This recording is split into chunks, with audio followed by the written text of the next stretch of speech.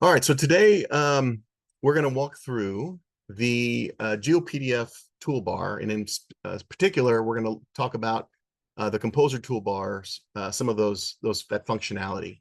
So we're going to start with the map assembler. So this tool is intended for those users that, let's say, have a folder filled with GeoPDFs that are 2D.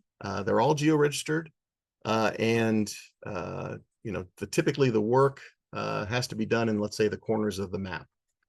So what this allows a user to do is to go into our tools, the map assembler. I can browse to those files that I've got. So let's say I'm going to come in here and grab these, I think 15 or 16 different individual map sheets.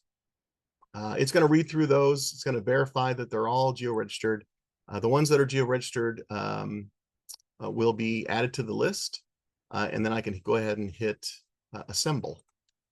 It's going to take a little while, but at the end of this, it's going to generate a single GeoPDF file that stitches the individual map sheets together so that I have a seamless map of, let's say, of an area of interest.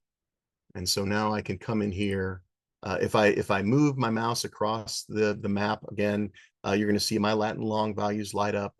I can zoom in to, let's say, what would normally be, let's say, the corners of about 3 or 4 different maps, and now you're seeing that I can use this now to seamlessly navigate some of the information that I'm looking for. Again,